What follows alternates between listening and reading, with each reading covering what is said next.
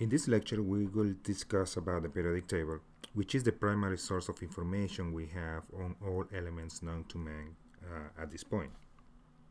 To talk about it, we have to go to way back to the beginning and think in terms of this person, Dmitry Mendeleev, which he took on a mission to organize all the elements known at the moment. And what he did was to order them in a certain way.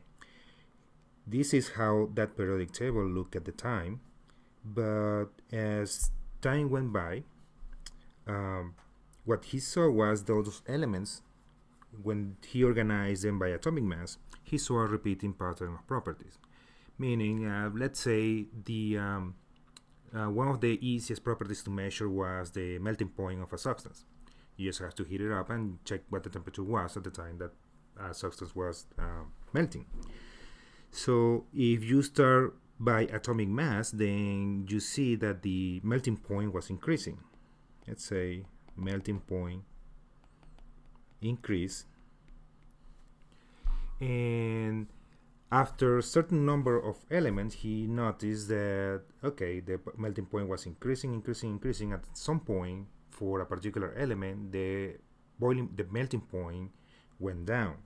So he saw that repeating pattern of properties, not just with melting point, but several other properties. And what he formulated was the periodic law. And the periodic law basically is telling you that when you organize those elements in order of increasing atomic mass, then there are certain properties that repeat. So therefore, those elements, that repeating pattern, make him put elements with the similar properties grouped together and use that pattern to predict what the properties were on elements that were being discovered lately. So he went as far as to, well, you are organizing these elements in terms of atomic mass, but what if you follow that order but the properties didn't match? Then he would say, hey, whoever discovered this element, and you know what, you want this element here, but really that element should go in a different place in the periodic table because those properties are similar to the elements in that group and not where you are suggesting. So he went as far as to suggest that. So let's say we start with the periodic table and we organize in increasing atomic mass. And this is also increasing the atomic number, but the atomic number increases the number of protons, the number of neutrons also increase, so the atomic mass will increase. At this point, with the few first elements in the periodic table, the trend is the same. You increase the atomic number, you increase the mass. But when you see that repeating pattern of properties, then you come up with a different layout of the periodic table. Everything that is in the same column have similar properties, okay? And well, if they are in the same horizontal row, at this point, for what is of interest for us, we don't worry too much about the horizontal rows, the periods. We are more interested on these groups. And we are interested in the groups because those columns are grouping elements that share common properties. They behave similarly, okay? So this is the periodic table as you have seen it already because you already took a quiz. So this is what you're going to receive in the exam. And you can get a lot of information here. Right now you can only, probably, you may think, you can only get the atomic number and the atomic mass, but there is much more that you can obtain from the periodic table. So this is just a black and white periodic table that you will receive in the exam. However, you need to see this periodic table with a different color. So let's put some color on this. And the color here means that we can make an initial classification of elements in the periodic table. We have already talked about classification of matter, but now we are interested just in the elements. One type of matter, it's the simplest substance that you have. We already know about those elements, but now we need to classify it. Okay, and here I'm gonna cut to the chase, and here I'm gonna point to the most critical group that we have here, and that's the metalloid group. And well, there is not much to do here but to memorize which ones are the metalloids, because that's gonna make your life a lot easier, because just what you see here that is that anything to the left of the metalloids, well, are metals, and anything to the right of the metalloids are non-metals. And you need to be able to identify any single element in the periodic table as a non-metal, a metal, or a metalloid. So instead of memorizing every single element in the periodic table, how about you just memorize what the metalloids are, and then when you take a look at the periodic table, well, it's much easier to identify what the metals are and what the non-metals are. So non-metals on the right of the periodic table, metals on the left side of the periodic table. However, remember, hydrogen is a non-metal, would be the only exception to that rule that we are just saying. Okay, but you need to memorize this. Okay, memorize. I recommend you just memorize the metalloids. It's gonna be much easier that way. Okay, everything to the left metal, everything to the right non-metal. So we can do a further classification here because we are interested in special groups within the periodic table. At this point, we can classify the elements also as main group elements. The reason why they are main groups will not be clear, and I don't think we're gonna explore that in 109. I think that's material for 110. But any of the elements that you see in green here, they are considered main group elements. The ones in the middle are what we call the transition metals. All of them are metals. And then here we have a special group that those are the inner transition metals, and they have specific names, the lanthanides and the actinides. Okay, do you need to memorize those? Probably not. So I wouldn't worry too much about the lanthanides and the actinides, but main group and transition metals, that's a must. Okay, you have to be able to recognize where are these elements located. Moreover, this is a broad classification. Okay, we are going from very broad metal, non-metal, metalloid. Now we are narrowing down the classification of elements in the periodic table. Now we have main group, transition metals, and lanthanides and actinides. But we are also interested in few groups in the periodic table that are very characteristic. Okay, and there are 4 groups, and you need to memorize those 4 groups: the name of the groups and what elements belong to those groups. So the first one is the alkali metals. Okay, and next one are the alkaline earth metals, the halogens, and the noble gases. Memorize those names, the names of the groups, and recognize what are the elements that are associated with those groups. Okay, so let's talk about properties of these elements. So let's focus for now on the metals. How do you recognize a metal? What are properties that are characteristic of a metal? Well, they are all solids except for mercury, which is liquid. Okay, if somebody ever asks you what is the only metal that is a liquid, that's mercury. Okay, they are shiny, they conduct electricity, they conduct heat. You can make shapes out of them, you can make wires out of metals. And however, those are probably properties that are easy to recognize, but the only one that I want you to be really clear with is that all metals, almost without exception, all metals will lose electrons to form cations when they participate in a reaction. Okay, that's really important to remember.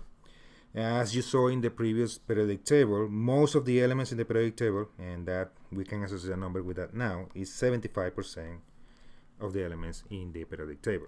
So those are metals. And we already know they are in the left side of the periodic table. So once again, there are properties that are easy to recognize. The one that I really want you to have clear is that all metals will lose electrons to form cations. The nonmetals, in the other hand, we already say metals are mostly solids at room temperature. Well, the metals are almost the complete opposite of the metals. You can find it as a solid, as a liquid, as a gas. We have 3 examples here. Sulfur is solid. Bromine is liquid. Chlorine is a gas. So there is no limitation there in terms of what state of matter a nonmetal can exist in. When it comes to properties, totally opposite. If the metal conducts the heat and electricity, well, nonmetals are poor conductors of heat and electricity. You can't really make anything out of a nonmetal, so they are brittle, they break apart very easily. But the one thing, they are complete opposite from the metals, right? So they gain electrons. Okay? Metals lose electrons to form cations. Nonmetals gain electrons to become anions. And of course, they are in the right side of the table, the periodic table. So now the last group that we need to mention here, we already discussed metals and nonmetals. We have the metalloids. Okay, so the metalloids are in between, and you might think, well, would it be that sometimes they look like a metal and sometimes they look like a nonmetal? Well, that's basically correct. So if we take a look at silicon, it's a very well-known metalloid. It's shiny. It conducts electricity, but does not conduct heat, and it's brittle. Means you cannot make anything out of silicon. Anything, think in terms of a shapes, things that you can make out of metals, like a well, I don't know, a cup, for example. So you cannot do that with metalloids as well as with non-metals. So it's exactly right. So metalloids sometimes behave like a metal, sometimes behave like a non-metal. Okay. Now this is one thing that I want you to remember. This might be important.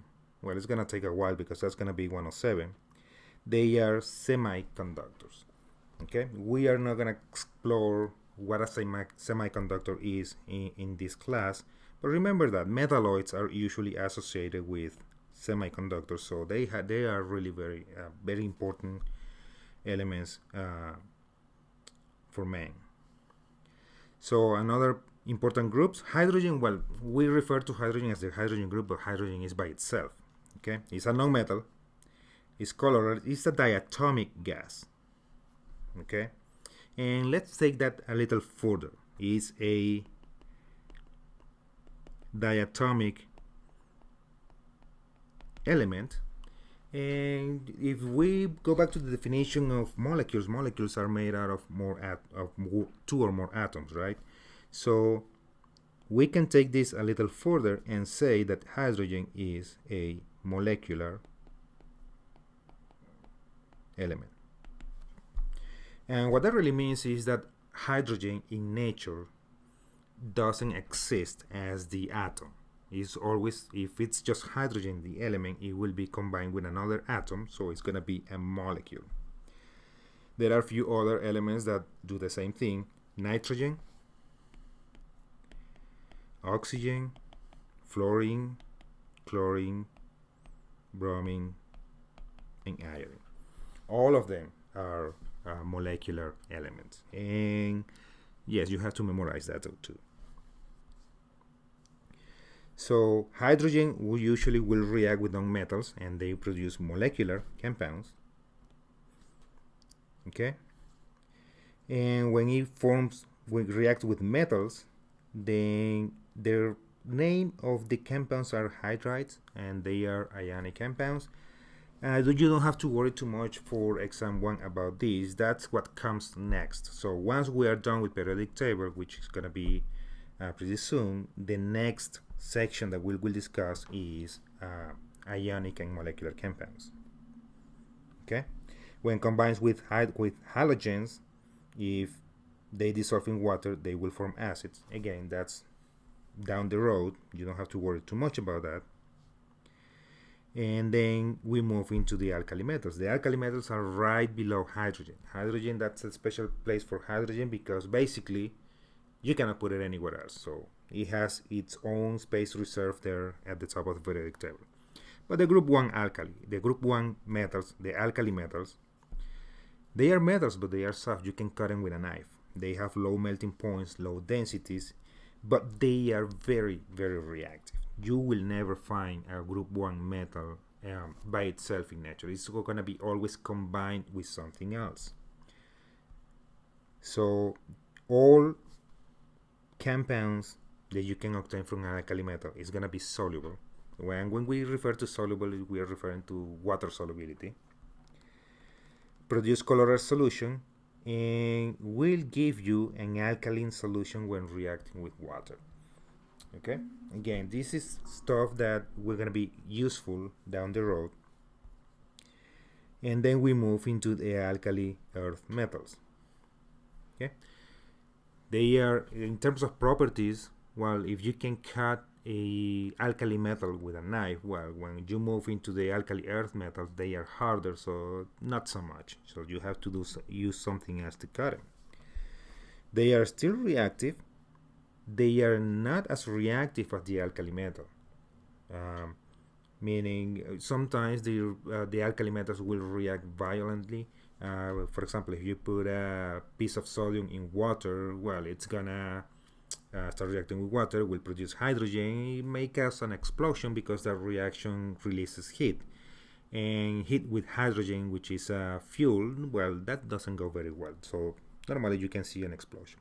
Usually I say that that's one of the coolest things that you can do with sodium and water, and it's also one of the most dangerous that you can do if you are not careful with what you're doing.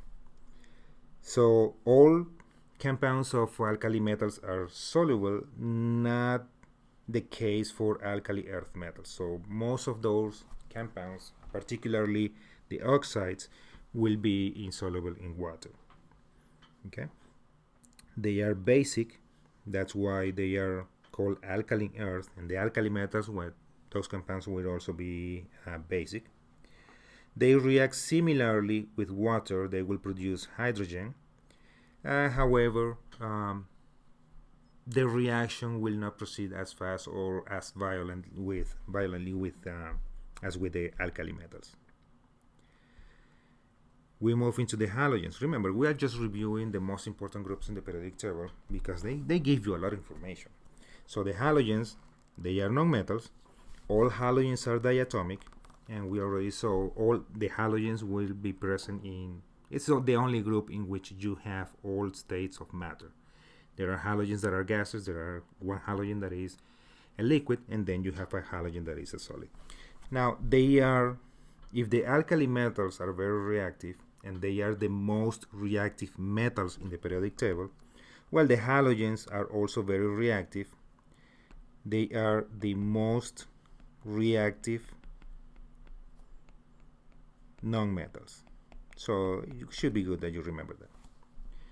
Usually react with metals to form ionic compounds, that's also coming your way. And if they react with hydrogen, you produce substances that are all acids. So you have hydrogen fluoride here, hydrogen chloride, hydrogen bromide, and hydrogen iodide. If they are in the gas phase, that's how you name it. Those are acid gases because when you put it in water, will form acids in water. Okay? Last but not least, we have the noble gases. Okay, and the noble gases are called that because, number one, they are all gases, and they are all gases, but the one thing that you have to keep in mind, they are atomic gases. Atomic not because they're going to explode, but atomic because they don't form molecules with themselves. So it's a gas in which each particle of the gas is one atom. If you take a look at hydrogen or oxygen, each particle of the gas is a molecule. That's the main difference. They are very unreactive. You can even say those are the most unreactive elements in the periodic table. Okay, Does that mean that they do not react at all? Well, no, you can apply certain conditions and obtain compounds out of noble gases, but it's really, really difficult. Okay, and what it means when they are very unreactive, think in terms that any element in the periodic table will react by losing or gaining electrons. So in the case of noble gases, it is really difficult to either remove or give an electron to a noble gas. They don't want to do either one of those.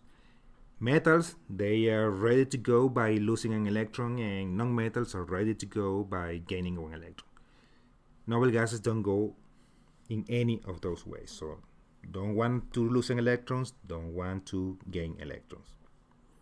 Okay, so that brings us to the ions on the periodic table, because we already said that metals will tend to lose electrons. So that's a given. If you have metals, they will tend to lose electrons. It says here main group, but the transition metals will also do the same.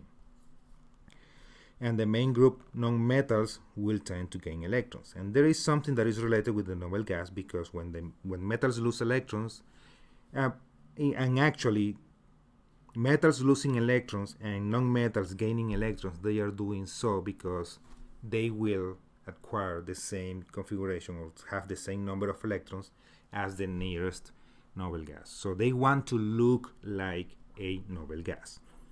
Okay, because noble gases are really stable, and any element in the periodic table will participate in a reaction, because during that reaction they will gain stability.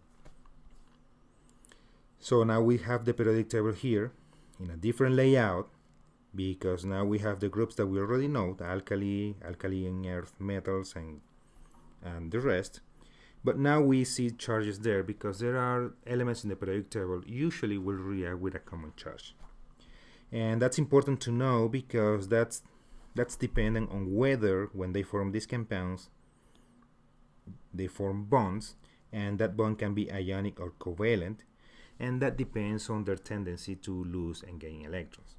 So an ionic bond is transfer of electrons, and a covalent bond is sharing of electrons. Not exactly that you need to worry about that right now, but that establish a clear distinction between ionic and molecular compounds.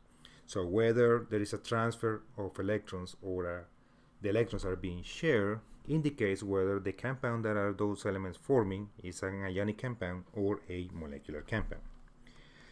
However, one thing that you have to do is to memorize these common charges, and sometimes it's really easy.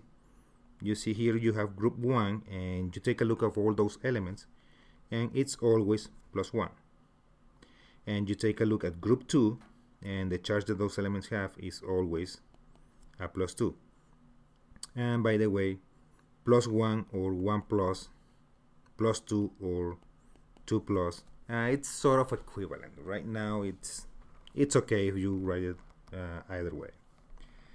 And then on the other side you have the halogens, which always have a -1. Then the group of the oxygen that always have a 2-, and the group of the nitrogen that always have a 3-. Okay, so basically if you take a look at these non-metal groups, then basically what you're doing is how far you are from the noble gas, and that gives you what the charge is, and it's going to be negative.